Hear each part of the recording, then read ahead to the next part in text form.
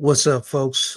It's your boy, the Internet Stepdaddy, and back with another episode of Beyond the Algorithm. So I'm gonna let this video play in a second, but today I want to keep you centered on this question: Who can be trusted to lead?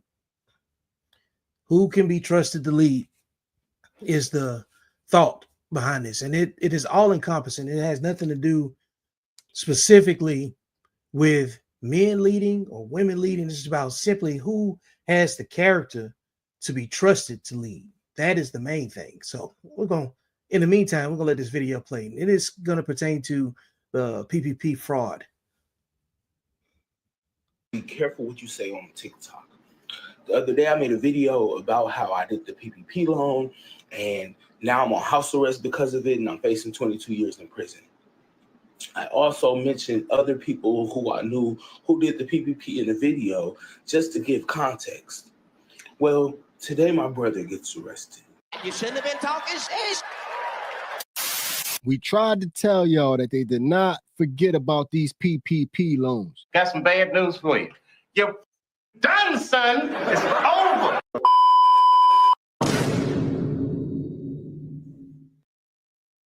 What it look like, TV? I am back. What it do, baby? YouTube's own Varnell Hill. Did you miss me? Your very own spokesman for the Insidians. We're inside and we're comfortable. They're so comfortable. And I'm back with another one. And today, y'all, we're going to get back into this PPP situation. The last video in the comments section, there was a lot of people talking about how this situation was pretty much done and over with. It's over. It's just a memory. So a whole bunch of people were shocked to wake up one morning and be in this situation right here. Now imagine waking up and finding out that there is a list and your name is on that motherfucker and you might be going to jail for something you did years ago. So if you took that loan out and you weren't sure if you had a warrant out for your arrest, there's a list for you to go find out. You might want to do that. One of the worst things about this, people took this money 4 years ago. So imagine thinking, yes, I got away with stealing money from the government.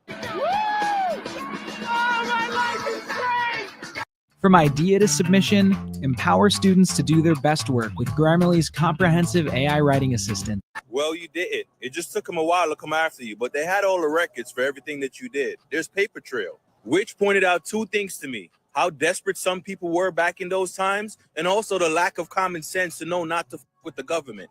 And what's really sad, I'm pretty sure a lot of y'all spent the money on some bullshit that wasn't even worth it to begin with. That's probably true.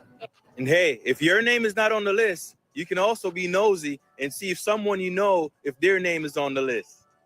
I don't exactly know what the consequences are for taking that money, but I'm pretty sure it's not worth it. If you've actually seen that list and search it, let me know. Play stupid games, win stupid prizes. The government really want their money back. Give me my fucking money back. You motherfucker. When they said it was a website and it was the list of names, all your information is public record right now if you took a PPP loan. And it's a dangerous situation for some people. I feel like everybody needs to be aware of this because honestly, at this point, it's not safe. So if you took the PPP loan, there was an opportunity to have it forgiven, especially if you're a business owner. And a lot of people probably didn't do this. So there's a way to have had it resolved and reconciled, and if you did it in good faith. But we'll continue. For anybody that applied for the 20K PPP loan, just understand that there is a website out right now where you can type in anybody's name and it'll show all their information, including name, their address, their business, and so on. So today, a 7-year-old girl and her father were in line at McDonald's, waiting for some food, and shots rang out.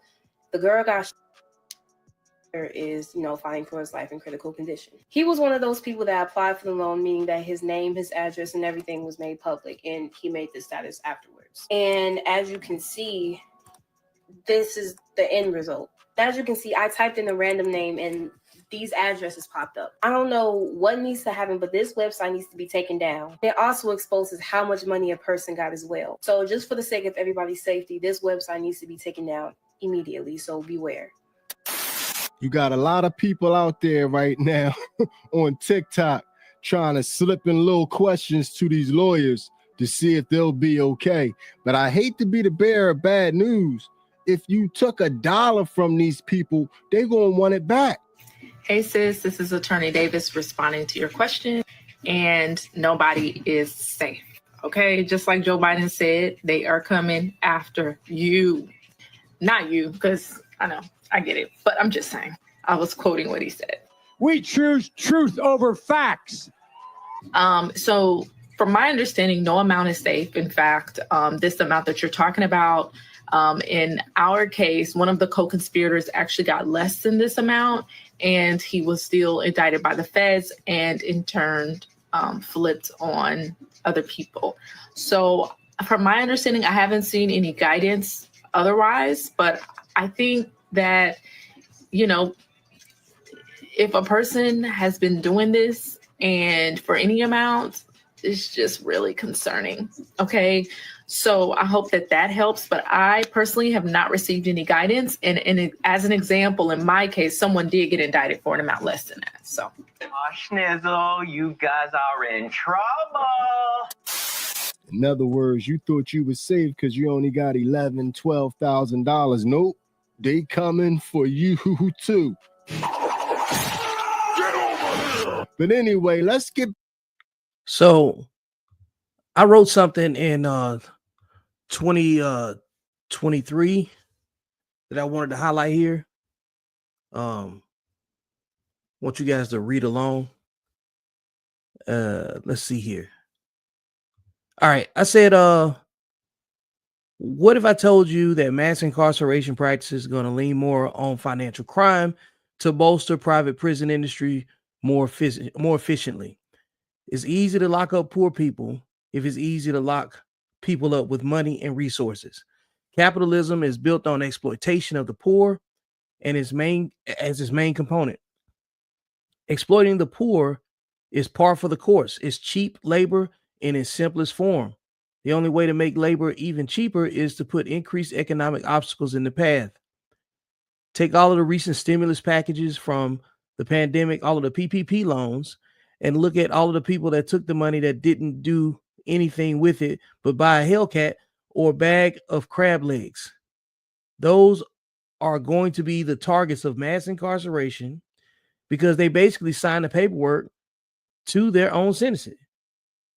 Every law they broke was written in the contract or promissory note of the money that they accepted. This is how you become a prostitute for the system. Since you needed something from the pimp's hand of Uncle Sam, he's going to want all of his money back with some sweat equity in the form of labor, very cheap labor. He is about to work you. If you don't think so, then just keep your head low and don't brag about it. Here's some disturbing criminal record statistics from 2023. The following are some mind-blowing statistics that you need to know. 1 in every 3 U.S. adults has a criminal record, so that's a third. There are about 2.3 million people in the prison system in the U.S., and that was a 500% increase over the last 4 decades. And this information is current as of 2023 when I wrote this. At the time, 27% of ex-convicts in the U.S. are unemployed. Less than half of the crimes are reported. People of color only make up 37% of the U.S. population, but 67% of the U.S. prison population. 5.17 million Americans are forbidden to cast their votes in the 2020 election because they have a felony record. The average bail bond in the U.S. is $10,000. Now, this came from techjury.net, and it was some criminal record statistics that could shock you. But I wanted to tie that particular article to the video that we're currently watching and make sure we put in this in context about how easy it is to rope people up when, especially when they don't have any financial resources to see about themselves. But let's let the video continue. Back to the intro, and let's see exactly how my man got to the point where he thinking that this PPP loan destroyed his life and not his own actions. So in 2020, everybody was doing the PPP. My cousin did it. My brother did it. Then my best friend did it. I said, sign me up. Now, I wish I never did the shit. Great content needs a great audience. Like Stretch Armstrong needs to be stretched. Yeah! Woo! I bet. So, bro, 4 years after the money already spent, I get a knock at the door the other day.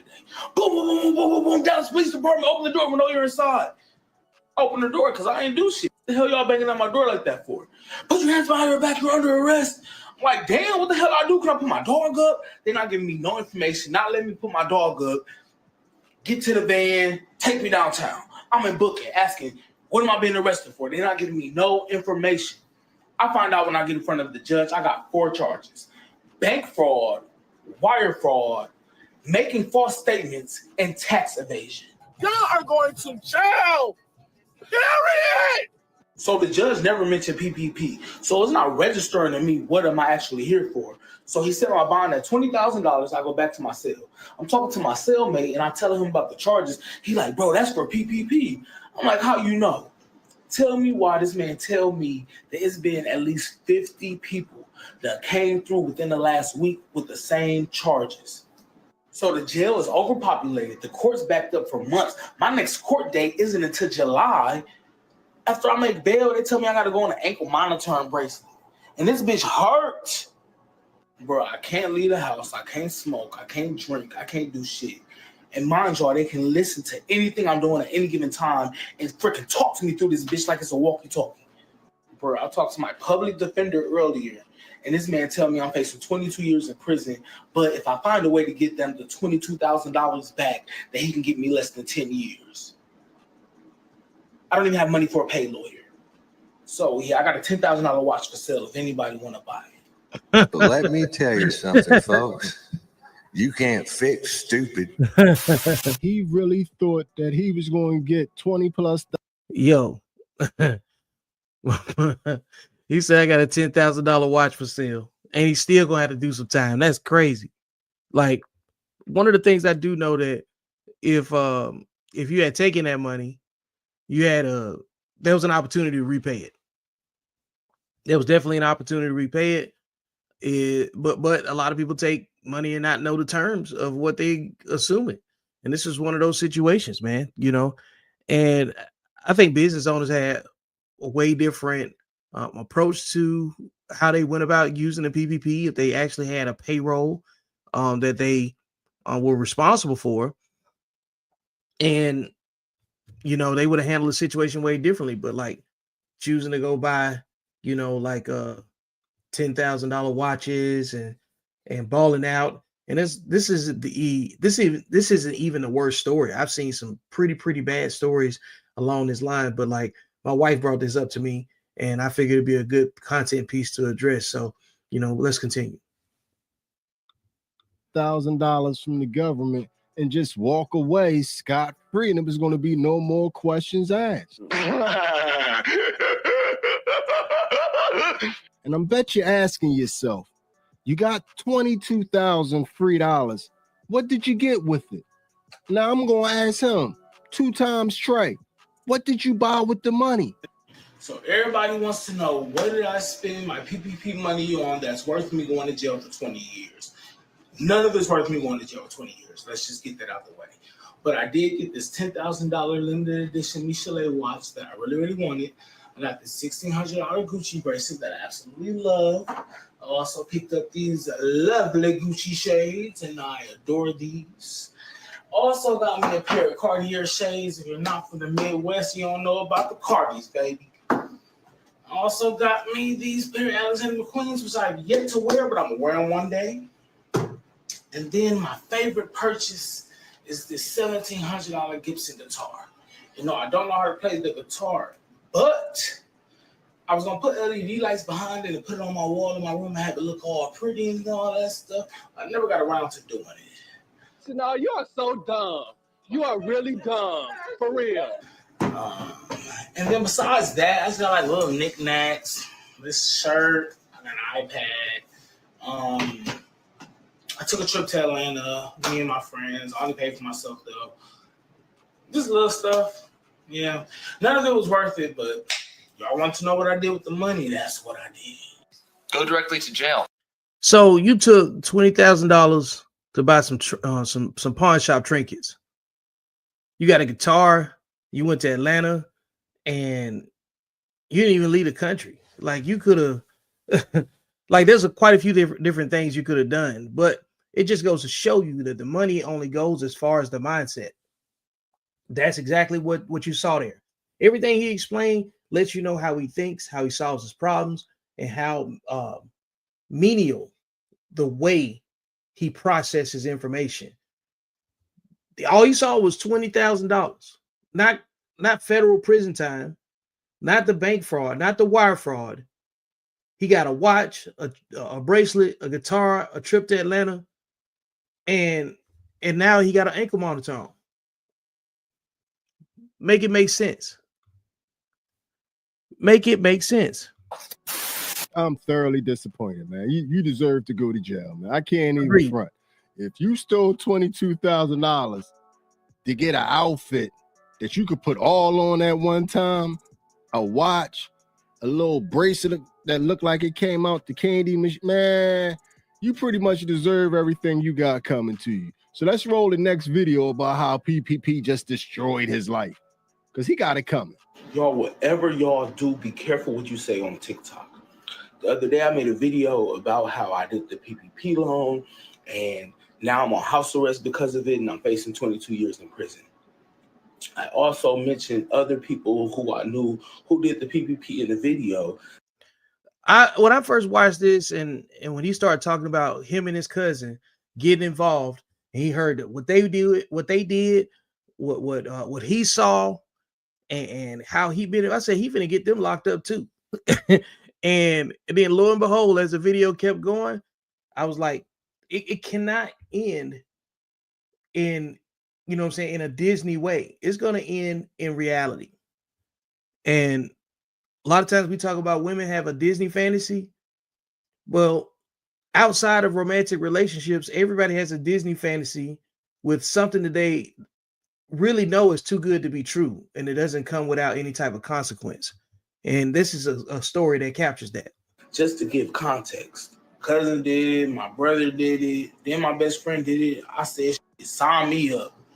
Well, today my brother gets arrested. And he's literally a law-abiding citizen.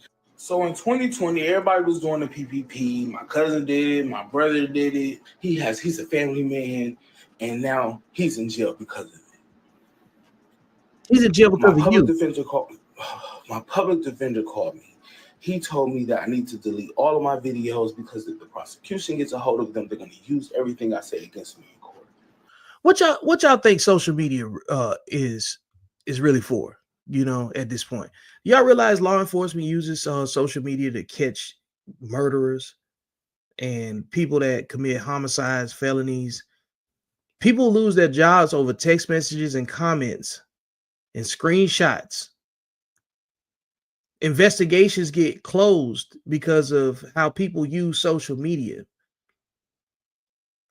Social media is part of everyday fabric in life.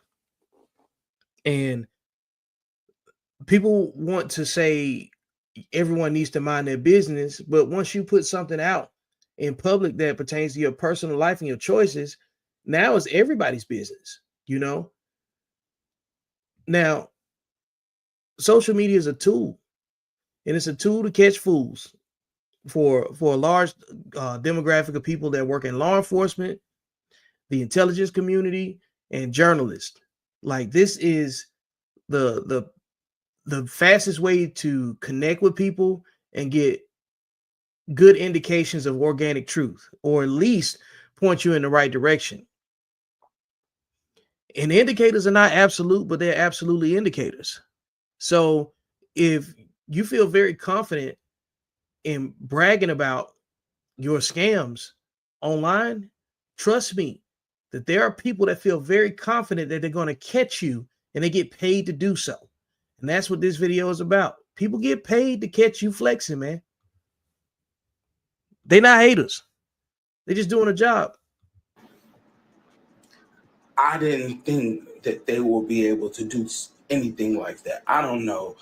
Maybe I'm dumb. Whatever you want to call me. You're a fucking idiot. Yeah. I'm just letting y'all know so y'all don't make the same mistakes that I did. I don't want nobody to have to go through what I'm going through. And now my brother is in jail, and we have to figure out a way to make his bond after everybody just got together and made my bond. Everybody's blaming me, calling me stupid, like I did something. Like some of y'all that follow my content on a regular basis, right? I wrote something about the village. And the village is a myth. The village doesn't exist without the family. And the people that always need the community and the village to come together are the main people that abuse it. You heard what he said about we just had to come together. We just had to come together to get my bond.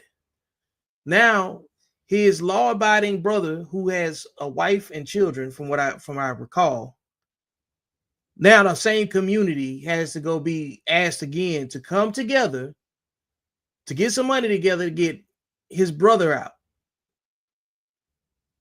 Now, once you got to get somebody out, you already lost because you're not going to be able to stay free anyway. So, especially on something that they actually did. So, these videos like this, when I talk about who can be trusted to lead, we talking about character and behavior. And how could you trust these guys? They can't pay you back. If they couldn't pay back the government, think about it, they took the money from the government and didn't think that there was going to be any consequences to their freedom associated with it. And then somewhere in the course of that, they had to pitch their sob story to people to bail them out. Now they got to turn around and do the same thing again with for their brother.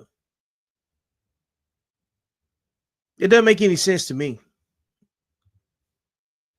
And shout out to my man Intellectual Sniper. He said your family is your first ops. And here's a video. Here's a video about your family being your first ops. Something wrong. All I did was get on here and tell my truth to try to warn everybody about what's going on so that y'all don't have to go through what I'm going through. Because if I would have known, like I said, I would have made a run for it. I would have made a run for it. Ain't no more doing that. I don't know what to do. I hope you got a good lawyer. This ain't fair, y'all. They just rounding us up like cats and dogs and treating us like we are absolute hardcore criminals for doing what everybody else did. No, that's not trying to get some money to help us through a difficult time. The stimulus wasn't enough. It wasn't. I lost both of my grandparents during COVID. They were my sole providers. They were the ones who was taking care of me. I lost both of my grandparents. My grandparents were my sole provider. There's a lot of things you can deduce from just that statement, but it's an excuse. Nobody should be dependent on their grandparents financially either. I don't care. I don't want to hear that. That don't make any sense. That ain't gonna never pass nobody's common sense test, and it's not valid. You know, like excuses and reasons are closely related, but they are not the same. A reason for you doing something in this situation was just pure stupidity and guilt. Pure stupidity and greed. I'm sorry. There's no logical conversation where you can say, you know, this is why I did this, and it was completely based on all the greed because we saw the guitar, we saw the bracelet, and we saw the watch, and we heard about your trip to Atlanta. And then now you're going to talk about using your grandparents as a crutch to say that they were your sole providers. It would be different if you had taken the money and then helped your grandparents, but you didn't even say that. You didn't even say that. So the village and the community all got to make up for your selfish and greedy behavior because you abused them. You did that. Talking about it ain't fair. You're right. It ain't fair to the people that supported you. I had to go from having everything to having nothing all within a week. So yeah, when the PPP came around, it seemed like a saving grace. It helped me a lot. And now it's destroying my life. It helped me a lot. Now it's destroying my life. But who signed up for it? It's your fault. That's some old bullshit. Right. LegalZoom makes it simple to start an LLC in 3 easy steps. Your business dreams. All I know is my man better be trolling. If not, you got online to talk about how you shouldn't have got online because getting online got you locked up and your brother locked up, but you online telling the story. That don't make sense. Like, yo, you better be trolling, man.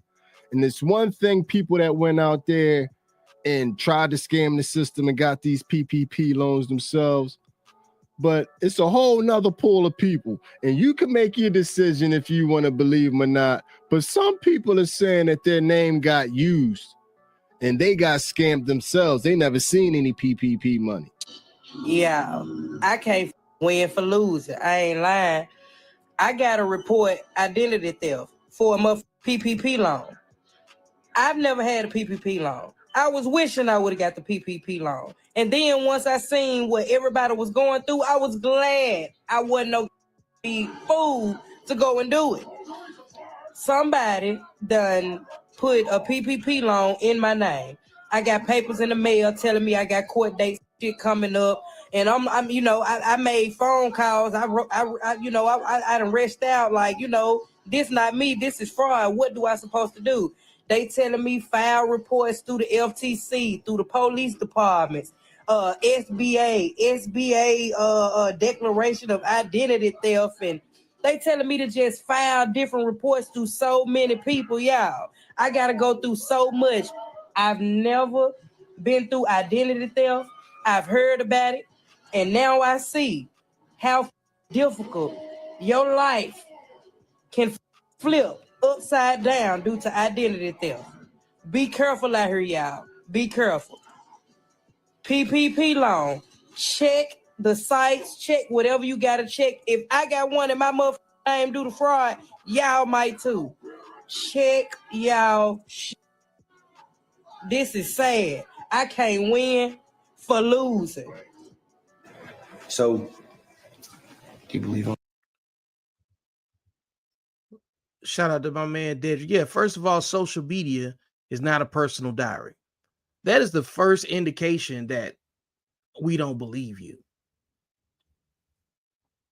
When you gotta pick your phone up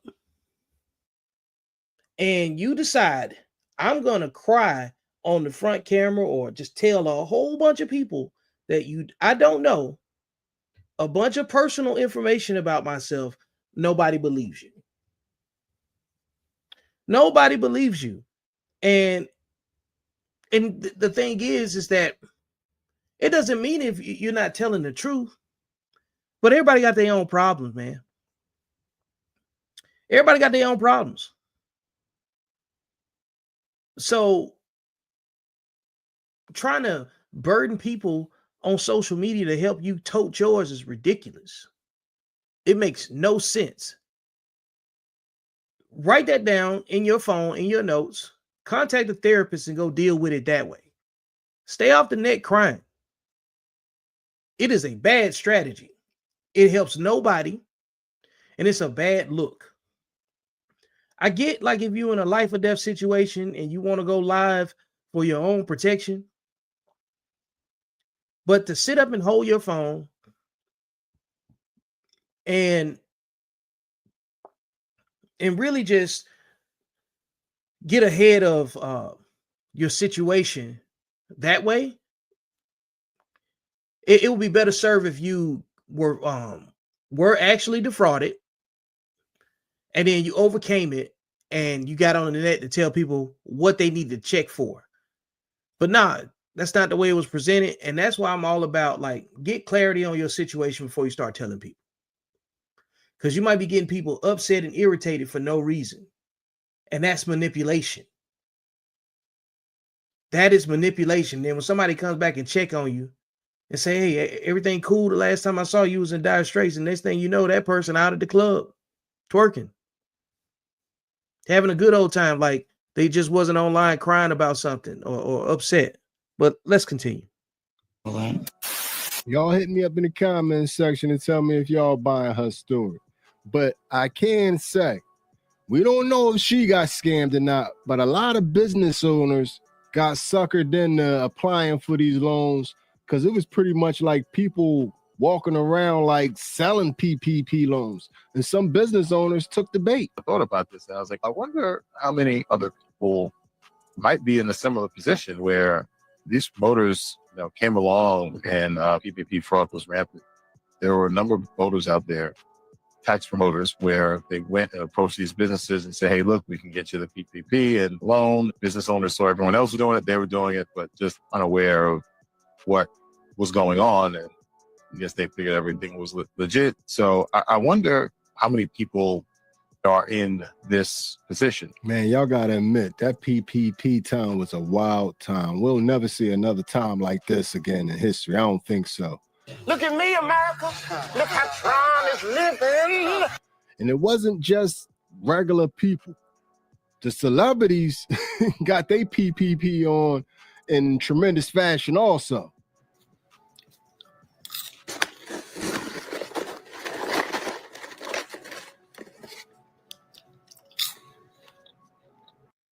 Y'all see that list?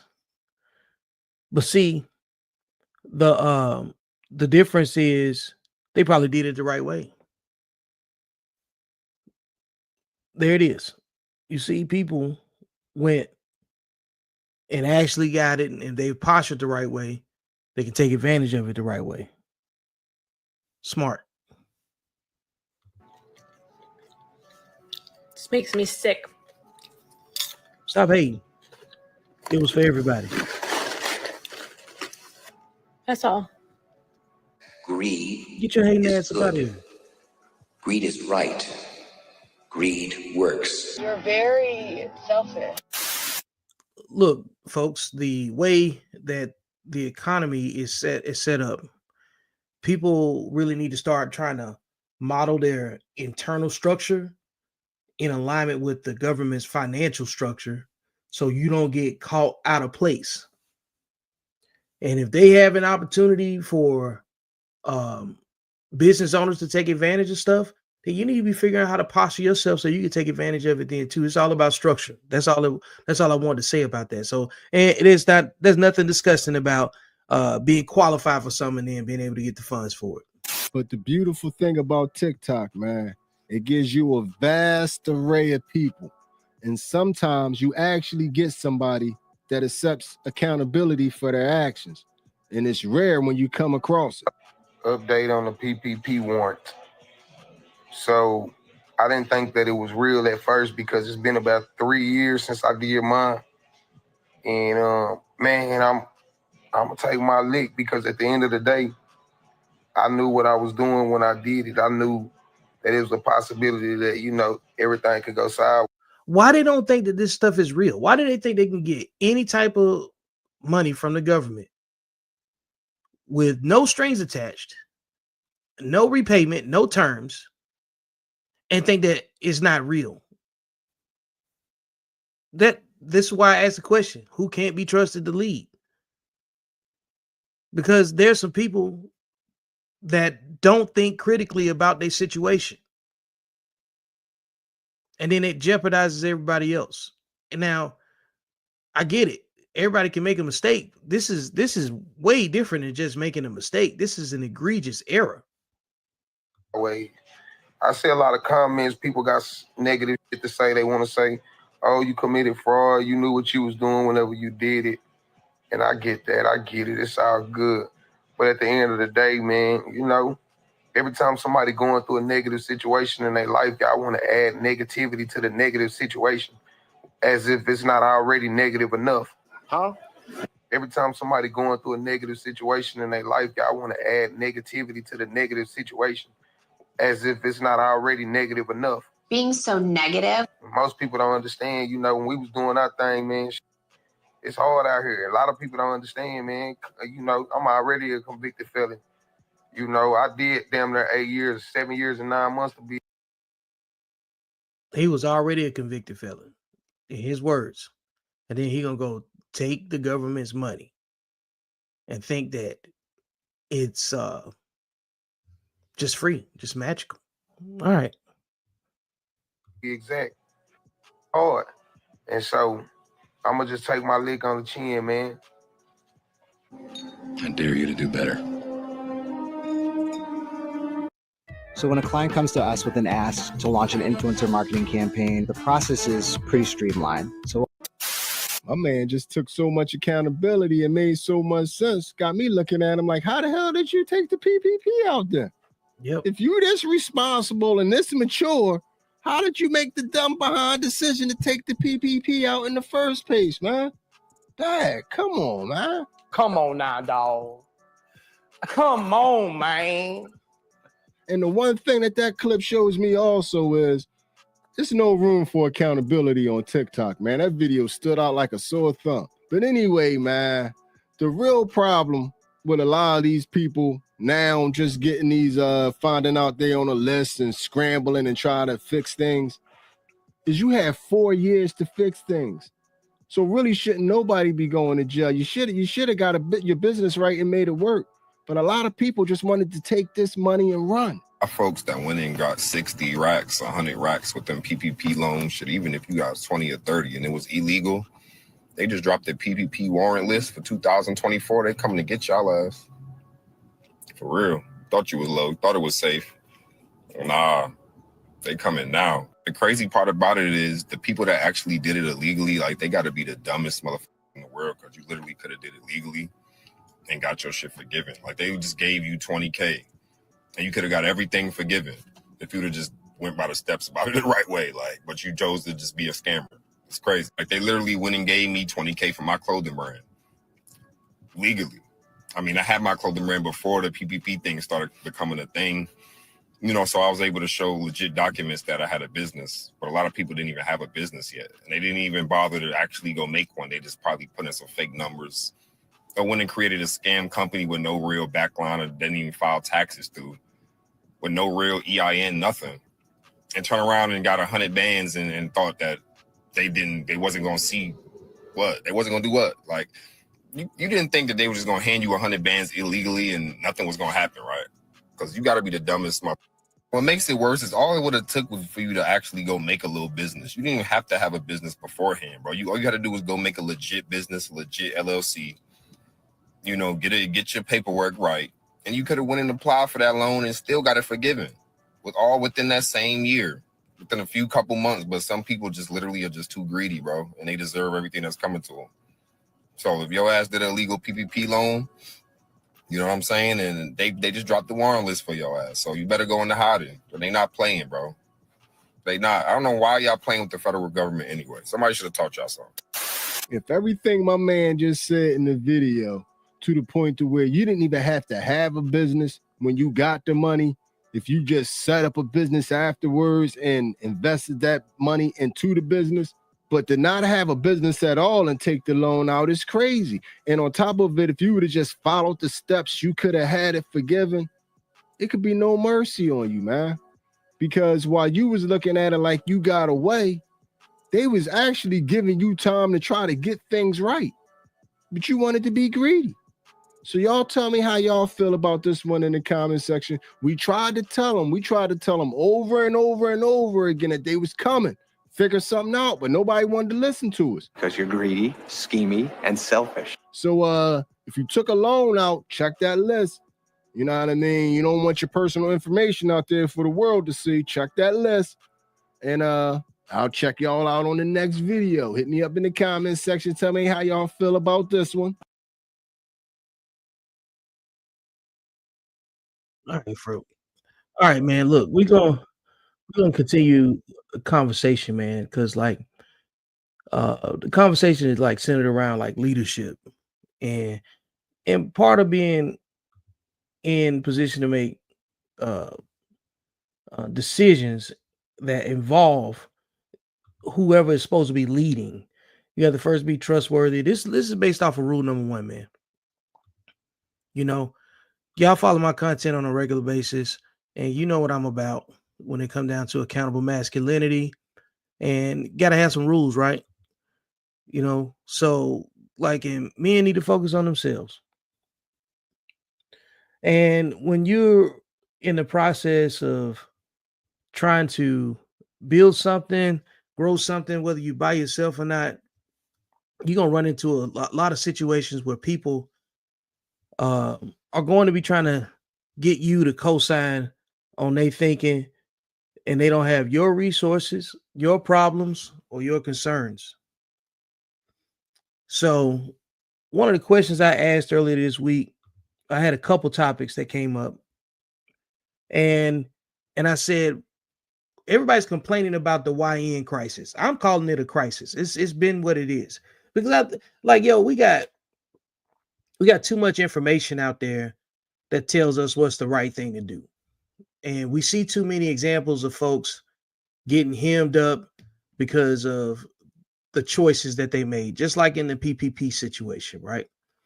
So I got to thinking about it, and as a veteran, I got a lot of veteran friends that that I communicate with outside of social media, that I don't even engage with unless we talk in person, or a lot of guys that I hadn't seen in a while, but we in regular communication with each other. And we're always talking about how do we create a better mentorship dialogue for young men. And one of the things that came up was separating people by behavior, because we have to, because that's the only thing that's going to determine how far you can go with something. You can only go as far as the people's behavior, because the minute they show you that they're dangerous and they're untrustworthy, they're just untrustworthy people, man. And within the spectrum of common sense and what's taking place over social media in the last few years, there's been a distinct separation between those who are here to help and those who are not. And you can't even get upset anymore. You just make a choice to keep your distance from certain people based on the way that they treat other people, right? So, I asked a couple questions that's kind of centered around that, and it began with, I'm gonna pull a question up because I got it up over here on my screen. Hang on. All right. So here's where the question began right here. It said YNs can be in the street shooting each other for clout while destroying their communities, but won't join the military for benefits for their own kids and families. And it will never make sense to me. It will never make sense. And the same people that fit this conversation come from where? The village. This is the fruit of the village, not anything else. Because the only place that this is condoned is the village. And what do I mean by condoned? Who's holding anybody accountable for it? They just say that's just the way it is, right? You know how it go. It is what it is. That conversation is dead, man. And this isn't to even convince people that live this life that they have to change. This is for people that are observing and upset at this life and this pattern of thinking and this way of moving. It's time for you to let them go. It is time for you to let this go. This is a failed assignment, bro. If they don't see any problem with their behavior, what are you going to be able to tell them? I know there's a big fantasy in the conversation of black people coming together, but like the only black people that can come together are the ones that are already working together. That's it. And I put my flag on that. You know what I'm saying? The only black people that's gonna work together, or that's gonna come together, the ones that's already working together.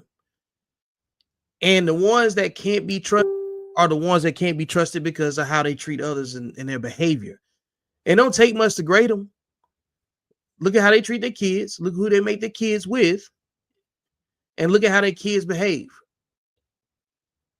There's been plenty of situations that has come up in recent months in history, especially in just this year, with the children of the YN community are offing each other at school.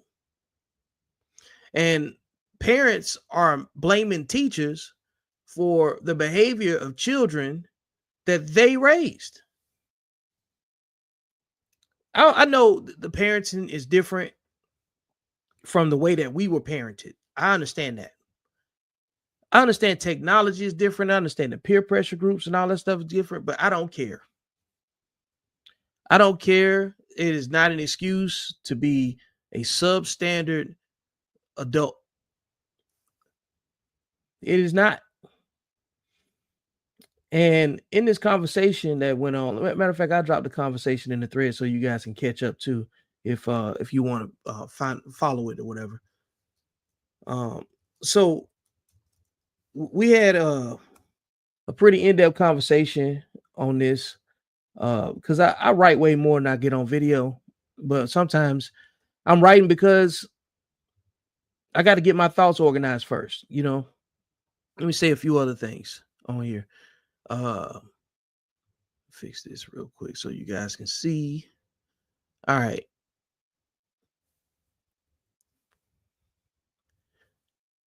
All right, where was I? Okay, the people that are in position to retire understand exactly what I'm saying. The people that disagree don't plan on retiring on any level. They are going to work until they die. And that's not to say that people that have to work until they die don't care. We're just saying that you get a clearer picture about how society could potentially look if everybody got the right opportunity to separate themselves from things that they can control and things that they can't. Some things you can't get away from, and I understand that. But then when I talk about, again, these guys won't join the military, but they'll shoot each other. They'll hurt each other. They'll put their communities in disrepair and lead their kids to be orphans pretty much, and the next patch of cotton to get plucked. Say you don't want to join the white man's military, but you'll delete your own people and get locked up in a white man's prison. Work that same white man's labor jobs as an inmate in uniform and build the white man's properties and investments with your body as human capital with no benefits while destroying your bloodline. That's insane. And you're the physical manifestation of cotton. You understand that? You're the cotton. And you pick yourself. You pluck yourself when you go out here and hurt your people. They take you to jail and lock you up for hurting your people. That's not a white man's problem. That's our problem. And there's plenty of people. My man Tyrell said, "Yeah, I never understood that logic. Why not join the military and police force that you claim to hate to actually have representation and leverage within those areas? If they hate the current construct so much, why not infiltrate it and influence others to join the system or to change the system? You can't dismantle something that you don't know how it was built. You can't fix something if you don't know how it works. But you can't sit back and complain and think your complaints are going to fix it either. Either leave and be quiet or do something and fix it. So you got people on here saying, hey, the military, shout out to my man, Ronald Trey Brown, said the military changed a lot of people's lives. You know, my friend Alicia Marie said, nah, keep the YNs out. They got to have a chance. Hey, it's up to them once they get in there. You know, and then basic training should be mandatory. Shout out to my man Tyrone Congo man Chapman. Now, this went into a whole nother set of conversations. And before I open this up, let me tell you what I also say. I think, and this is going to sound real controversial. I don't really care. But since ain't nobody else got no solutions and everybody's got an objection, I'm going to say it. I think we need conscription. And for those that do not know what conscription is, it is mandatory military service. Yep. And what I mean is it's it's a compulsory enlistment for state service, typically into the armed forces. Conscription was extended to married men at some point. So I think the young men in our community do not have father figures or any type of matter of fact, I'm just saying like this. If you were born out of wedlock, if your child was born out of wedlock, you are automatically signing your kid up in my world.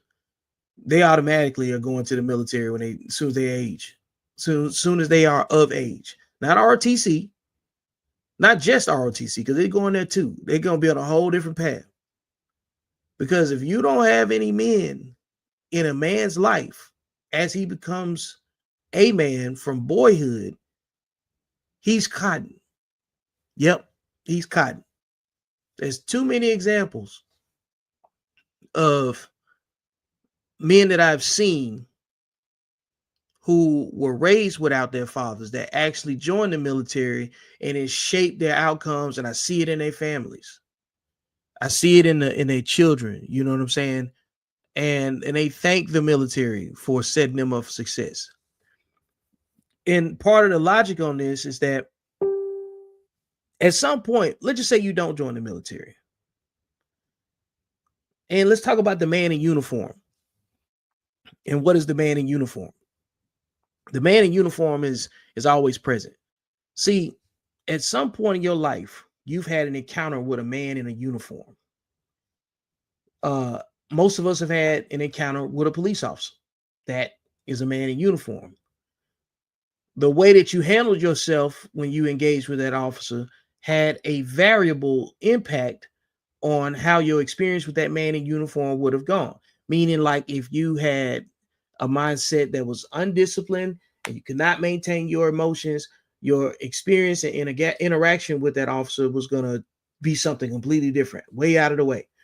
So if you chose an emotionally undisciplined reaction to that man in uniform, that man in uniform gonna slap some cuffs on you, if provided everything goes as safe as possible. We're not going to talk about if you meet the wrong man in uniform and then they decide to off you anyway, But we're gonna talk about this from a step-by-step perspective, because I want you to understand how many men in uniform exist in anybody's life at any given time, but specifically men. So you have an encounter with an officer who's in uniform that ends up putting cuffs on you for whatever reason. And now you're in the back of the squad car. Then they take you to the station. Both those garage doors come down. The man in uniform gets out the car and picks you out the back seat, takes you and hands you off to another man in uniform that handles your booking. Now he handing you off to the jail personnel. After they book you, they're gonna put you in a room and give you a uniform to put on. And it might be orange, green, brown, tan, or whatever uniform it is. You will have on a uniform. And you'll be considered an official inmate at that point. And then the correctional officer, who's in uniform as well, comes to get you after you change into your new uniform as an inmate and puts you in the population with a bunch of other inmates that got the same uniform on as you do. And guess what you still have to do? You still have to listen to another man in uniform, because you don't know the politics of where you are. There's always going to be a man in uniform to tell you what to do. So this fantasy that you can go through life as a YN all your life and not have to listen to nobody is dangerous. It is a fantasy. And that is why I said conscription, because you're going to end up in uniform anyway. At least if you got some benefits, you go out here and do something drastic to cut your life off, your family has some benefits, instead of you having to lean on your family as the village to go bail you out of every situation that you created for yourself. You need training. And shout out to my man, Brendan.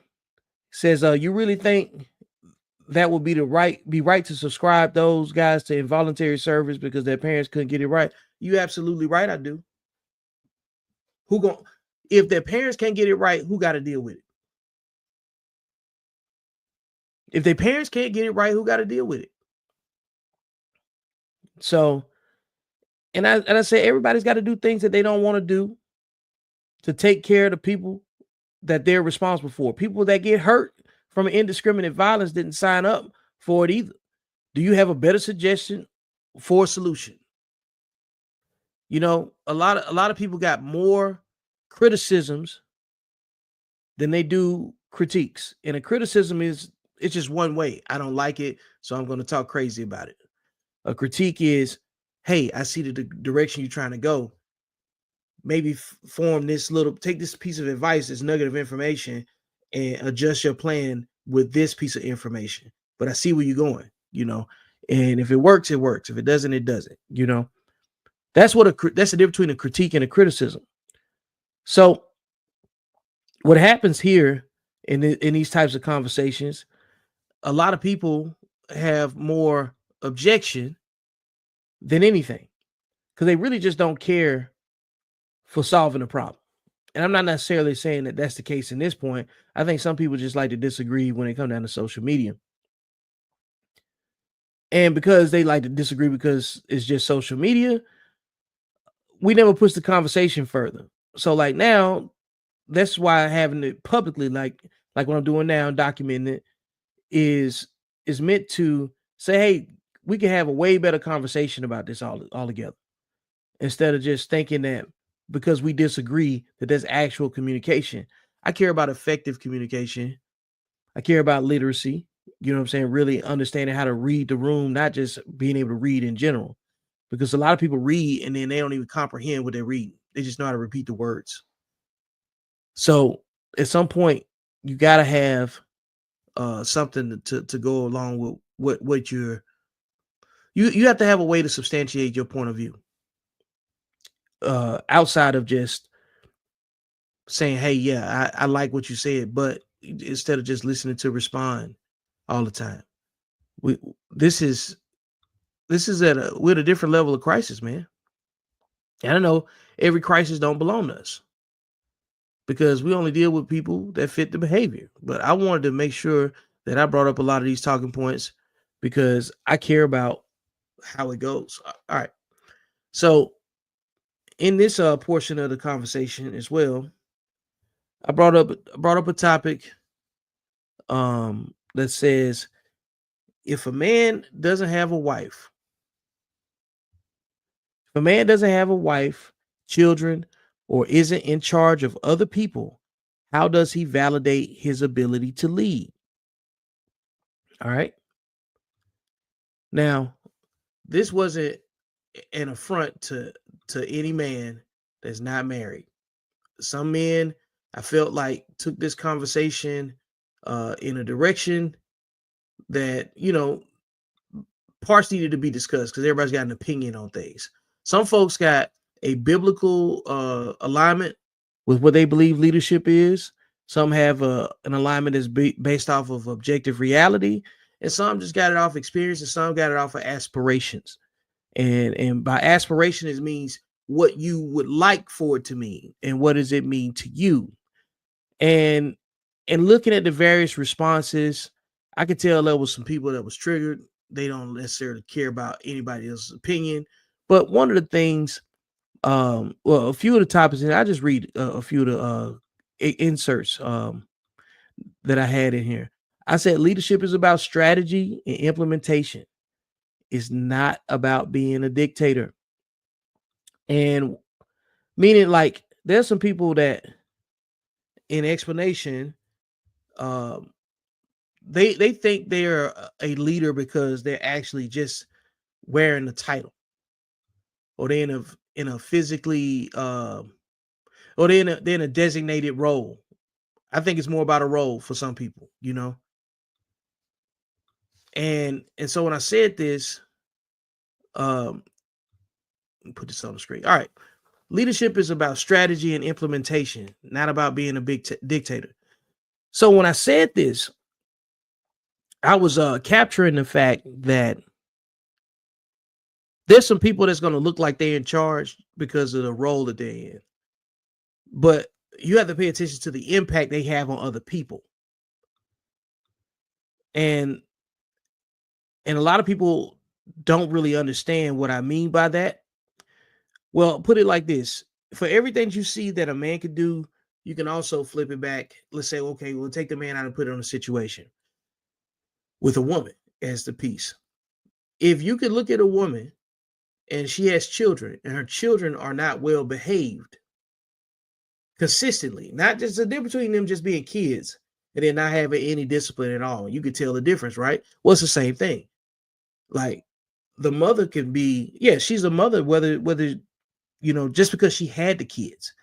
Is she a good mother or a bad mother? We don't know. Well, let's look at the kids. Let's look at the behavior of the kids. Does the behavior of the kids tell you if the mother is neglecting the children at all? Of course it does. So their behavior is going to tell you that. So it's about strategy and how she's going about being a mother to her kids and putting them in the best situation possible so they can have a healthy childhood experience and grow into functioning adults, right? Well, same with leadership. It's about strategy and implementation.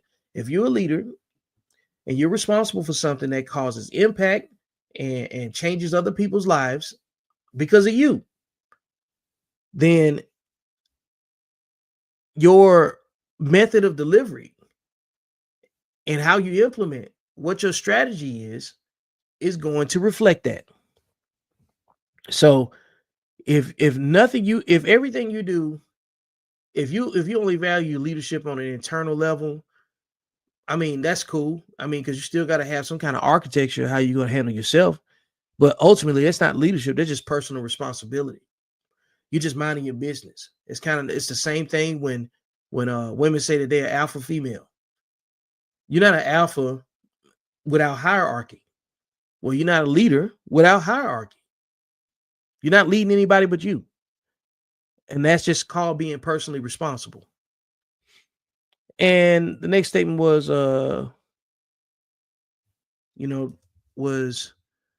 you can study the Bible all you want. You can study the Bible all you want.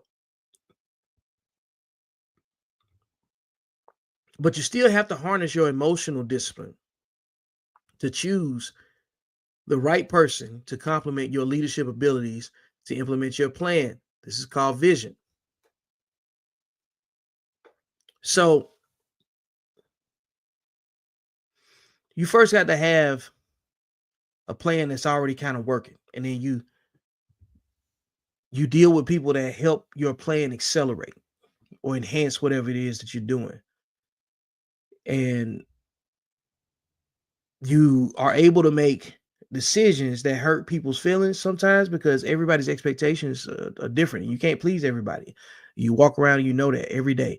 You have to be sovereign in your vision about what you need to do to maintain the trajectory to your success.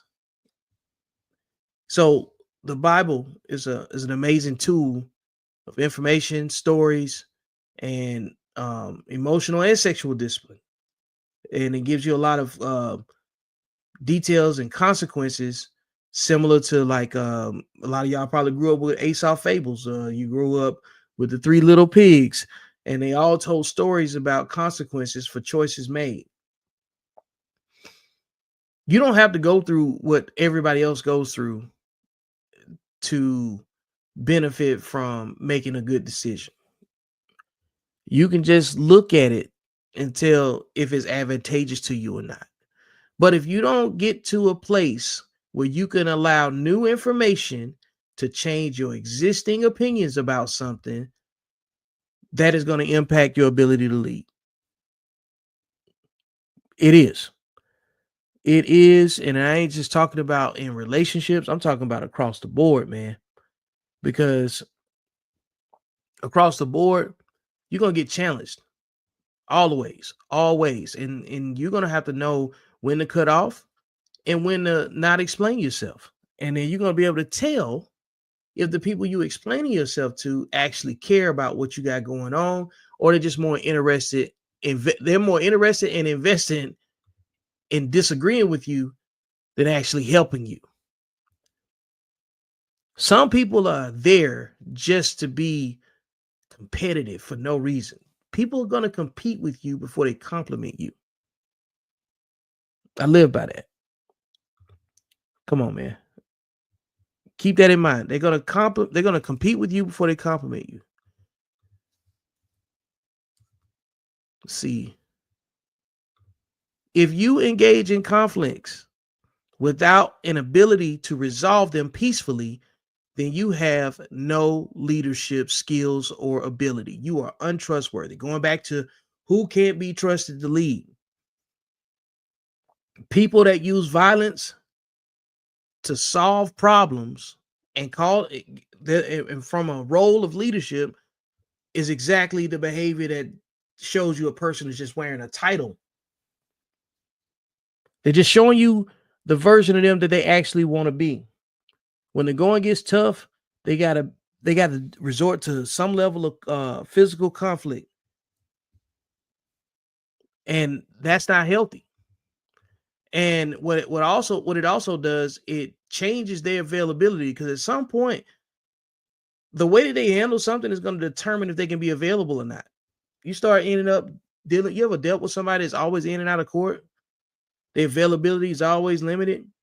No different than, like a person that has a child care issue and can't come to work on a regular basis.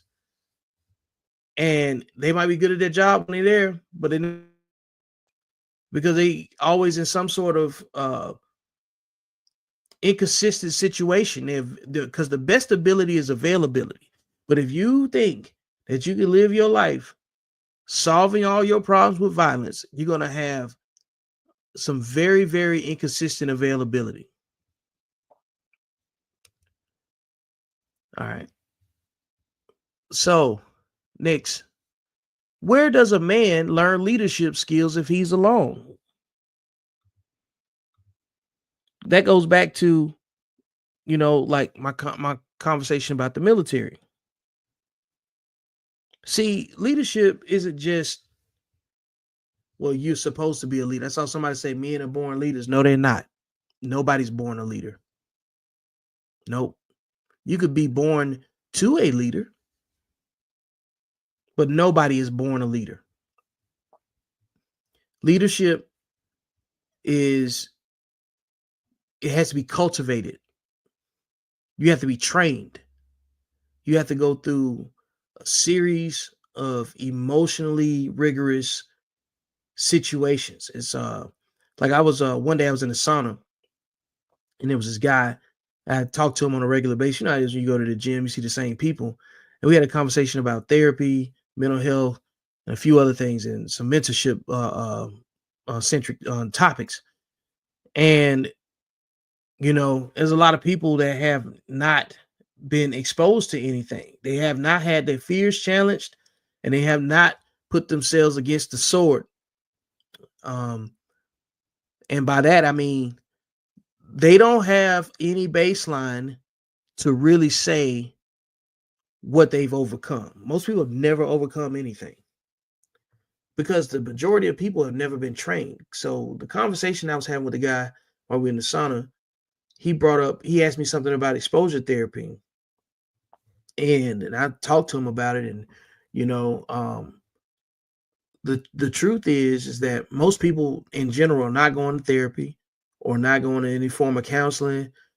And, that's always going to be the case.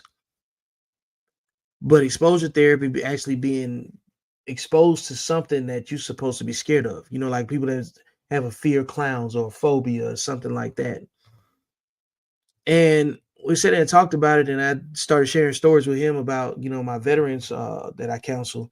And all of us have experienced being exposed to our own fears or highly chaotic situations. And even if we have PTSD, how we deal with it is we deal with it head on, and recognizing that is important.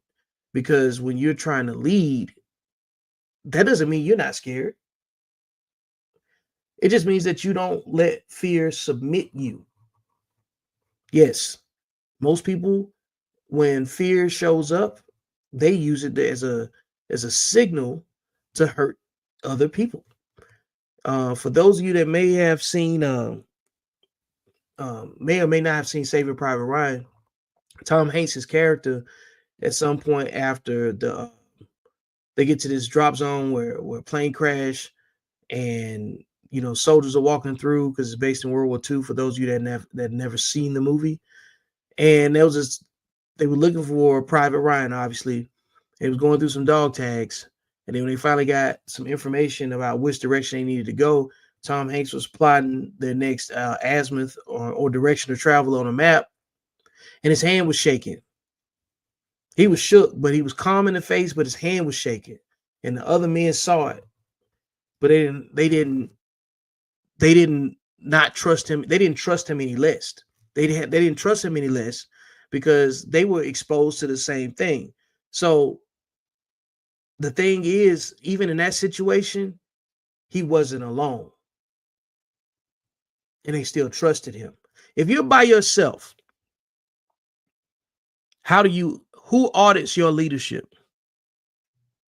Does it mean, for those of you that feel like you can still be a leader without leading anybody else, I don't agree. If nobody else trusts you, you're not leading anything. Period. You're just being a responsible human being, and you're not being the burden to anybody else. But if you're not leading anyone, if nobody's dependent on your decision making, you're not leading anyone. You're no different than the women that call themselves an alpha female. Every man isn't a leader because every man isn't trained, and every man that's trained still doesn't necessarily make him a good leader. There's a lot of things, but a person with no training at all is definitely and it's not doesn't make decisions on behalf of other people other than himself, is no different than just a regular responsible adult. That's it. Don't confuse being responsible with being a good leader, because being responsible is a very, very basic requirement. You owe that to yourself. Leadership, you owe something to other people. Two different things. So let's see here.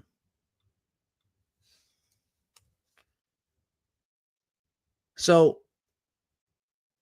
the next thing is how does a man that leads recovers from his mistakes without making others carry his burdens?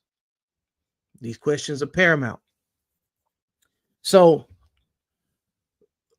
I think a lot about when Cam Newton was in his first 2 years at the Carolina Panthers, and I would always see him out front taking the blame, dealing with the press.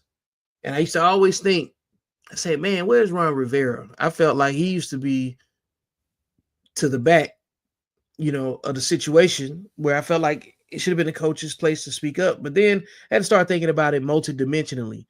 It's easy to put the camera on Cam Newton, and it's easy to, it's more lucrative to put the camera on Cam Newton. And like, he could admit where he made mistakes. He could admit, things he could have done better individually as a player. And the main thing that he did not do is blame the rest of the team.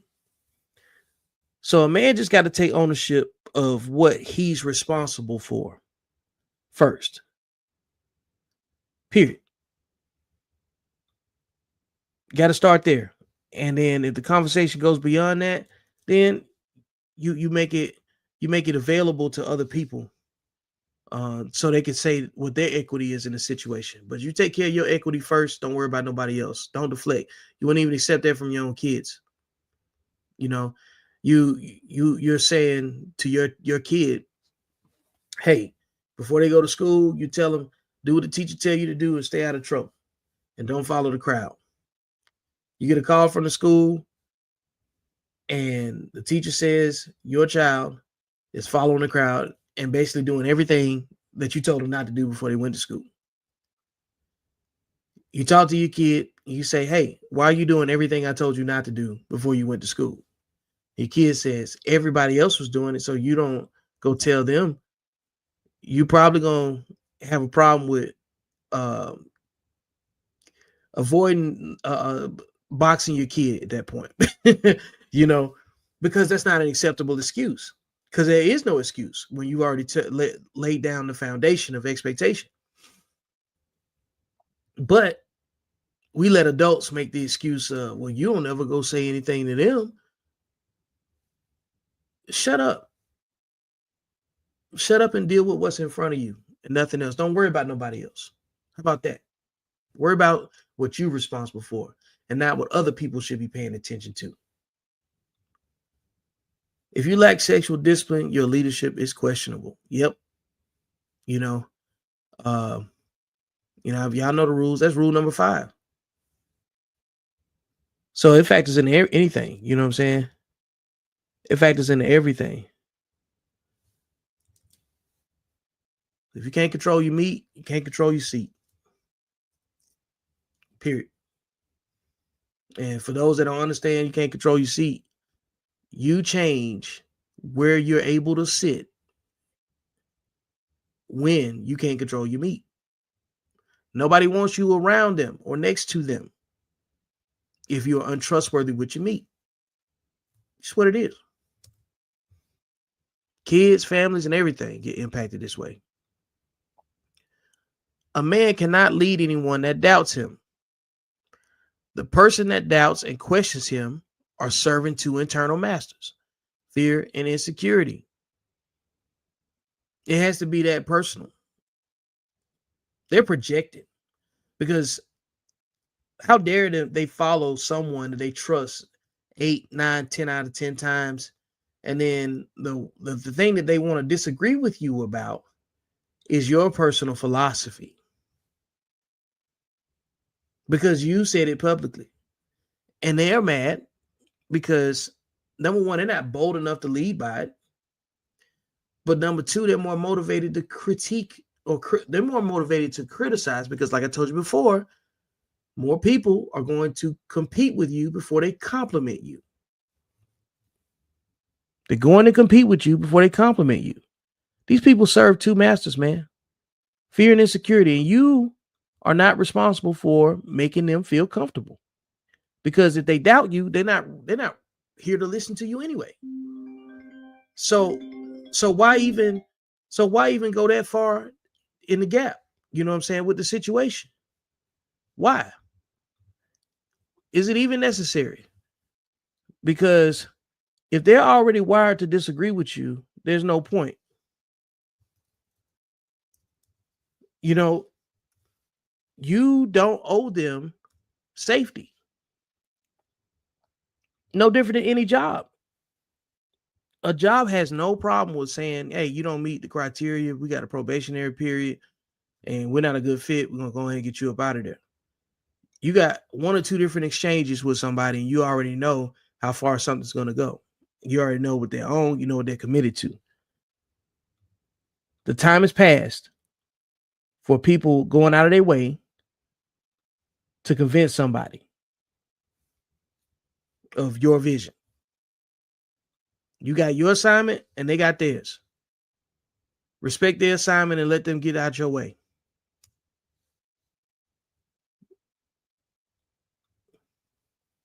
If you have passion without a plan, you are reckless.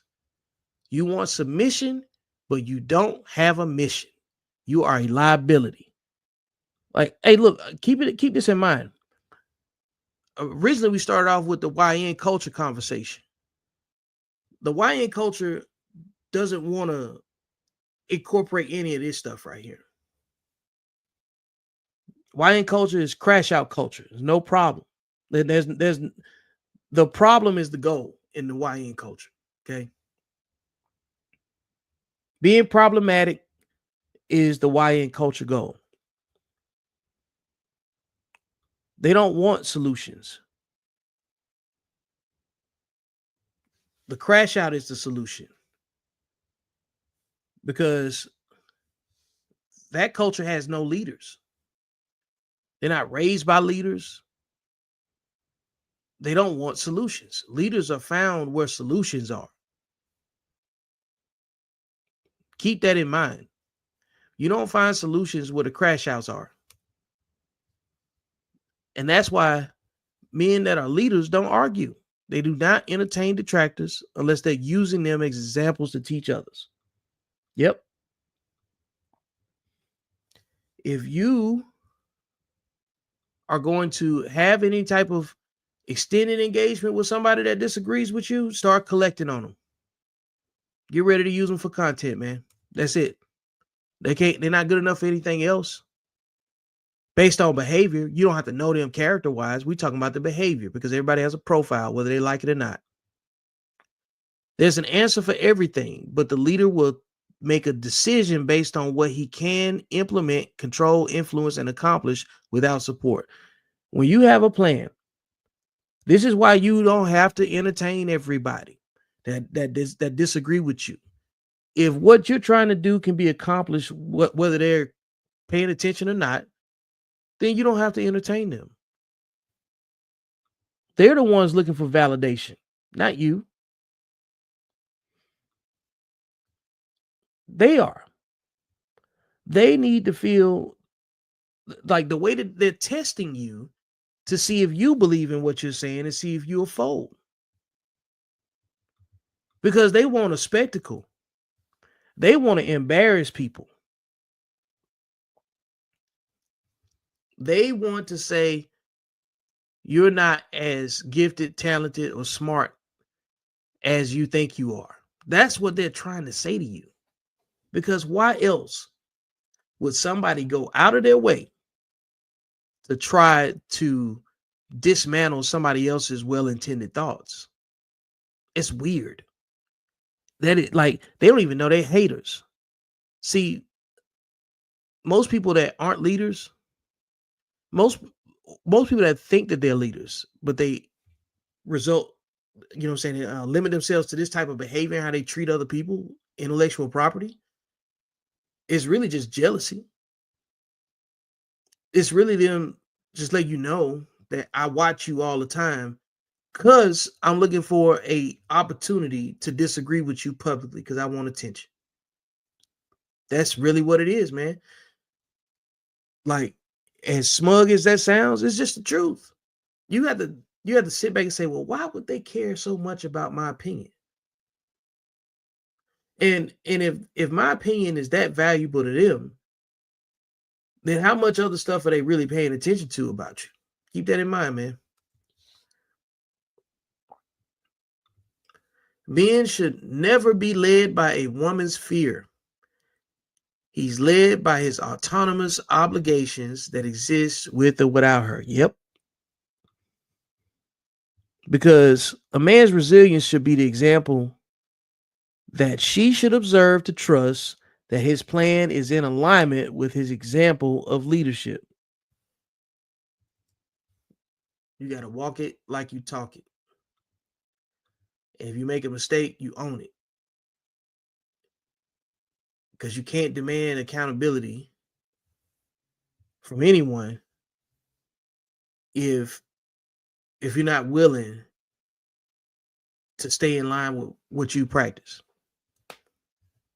It's just it.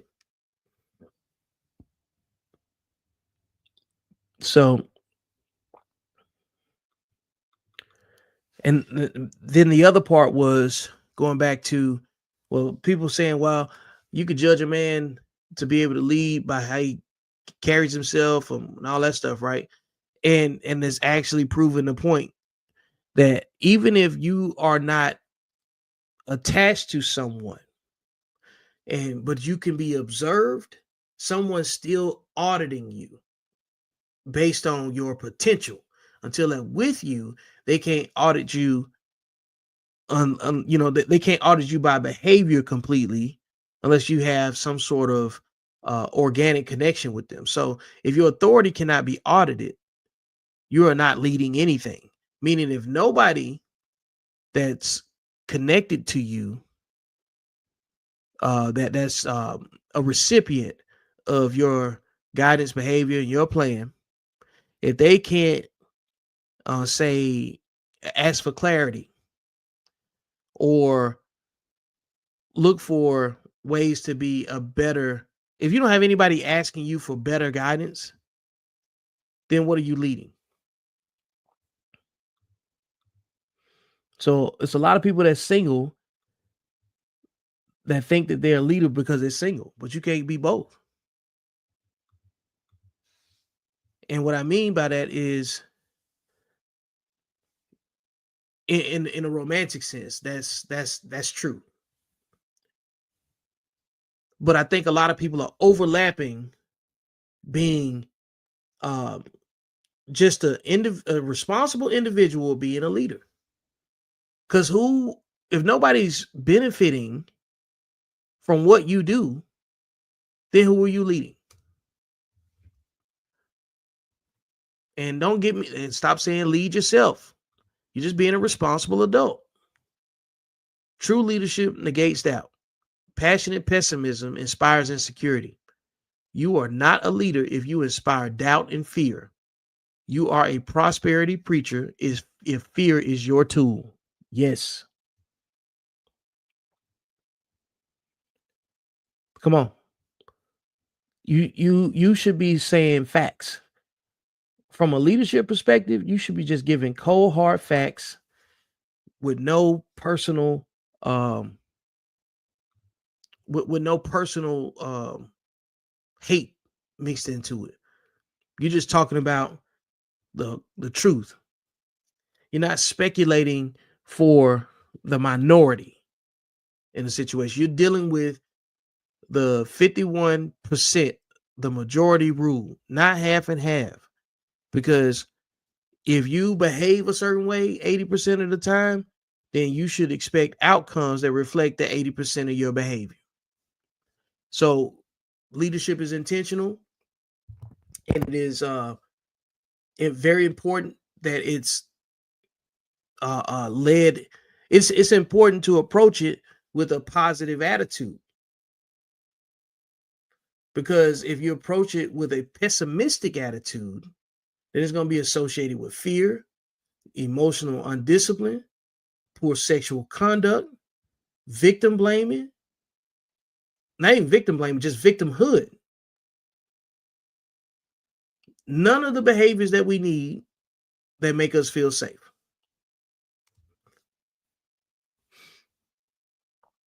No fear. No fear. Fear cannot be part of the way you administer your leadership. At that point, you're just being a dictator.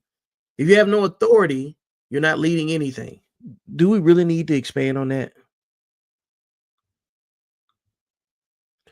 Like, seriously. If you have nobody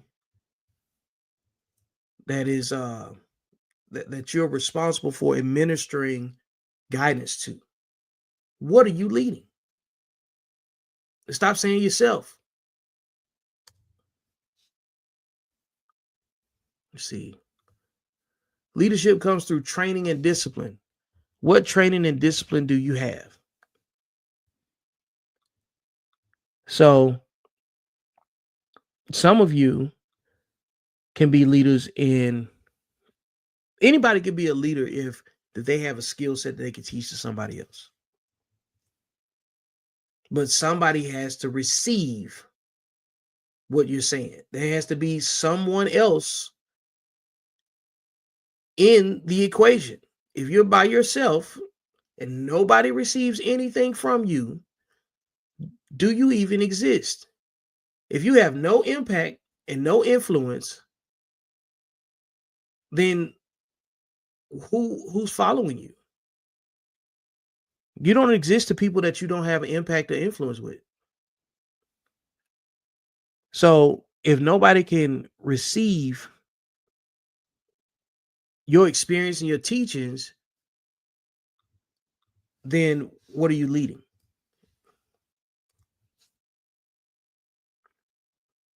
Let's see. If you're focused on leadership, you'll have more solutions to offer than insults based on the current environment and situations. Yep. If you deal with what's in front of you, and if it's a situation that requires immediate problem solving, you don't have time to complain.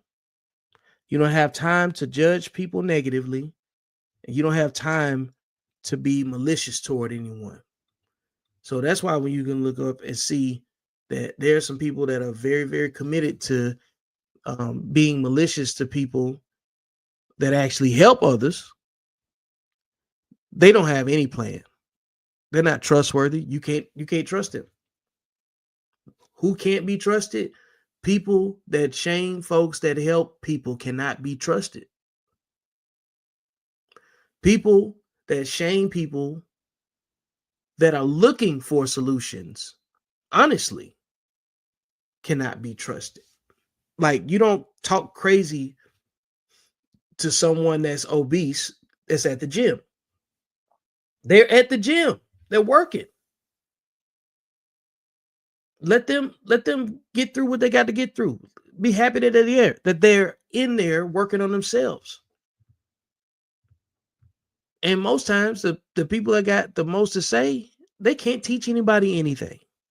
That's why I say you don't even have to pay them any attention. Y'all, people got to learn how to ignore. Learn how to ignore. And you could teach. If you have the answer for that person that you're ignoring, then you can also teach it. Especially if it's coming from a good place, because again, people are wired to compete with you, not compliment. So you got to keep that in mind. Men without leadership resources make excuses and suggestions. Leaders have internal discernment and emotional discipline to make necessary choices on behalf of the people he's responsible for, regardless of their dislike.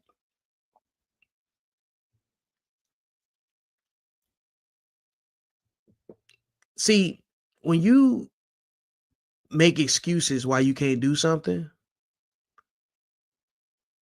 it's because you really just don't want to.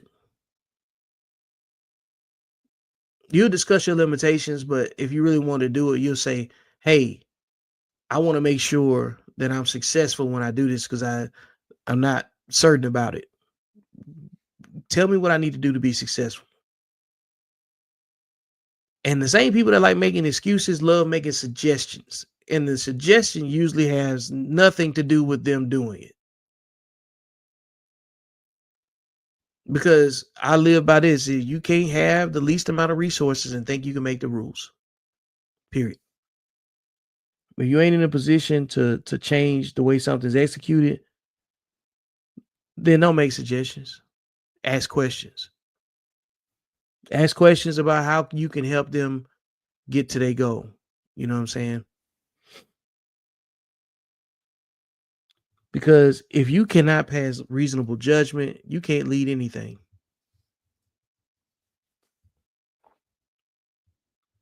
You could just tell. If anytime somebody's ask you a question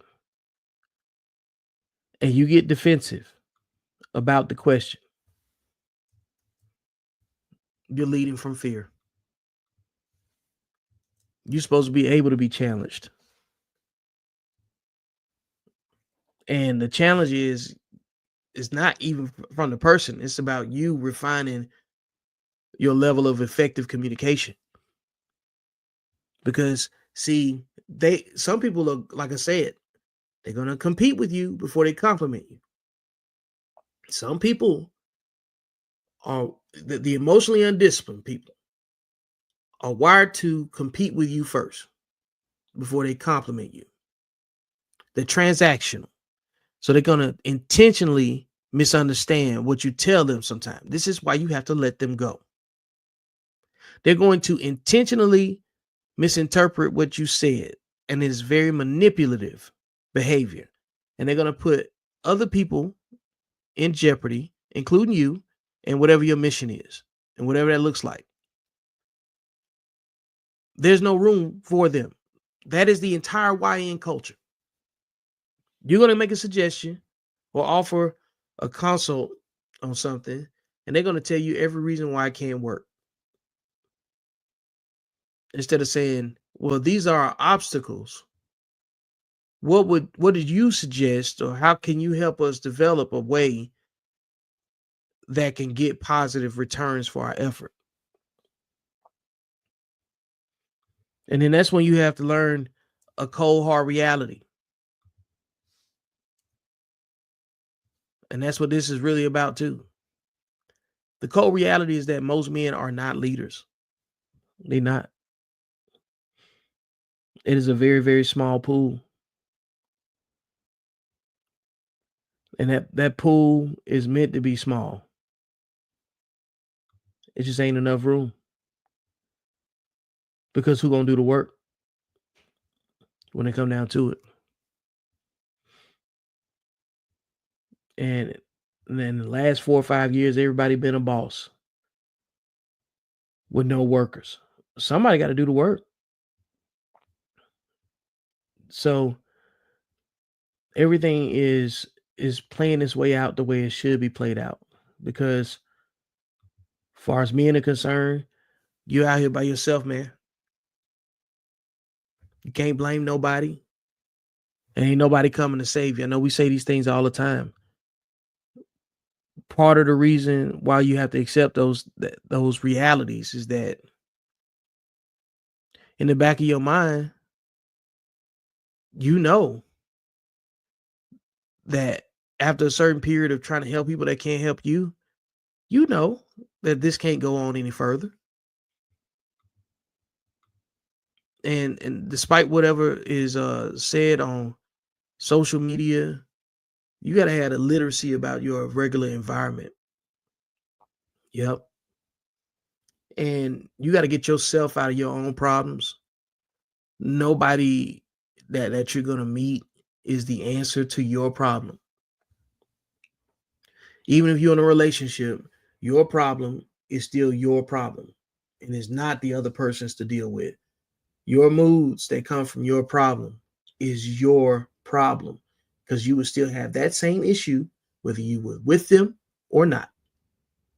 So the cold reality is that most men aren't leaders, because the men that fit this statement don't solve their own problems. You cannot lead anything if you don't solve your own problem. And that is just the truth. I hope you guys like the video. Like, share, and subscribe. And, keep in mind that you are what you do. And if you do that thing 80% of the time, then that's what you are. So this has been another episode of Beyond the Algorithm. Check the caption and description. Like, share, and subscribe. Go get the book, Accountable Masculinity. Follow me on YouTube. Join the Facebook group. And I'm out.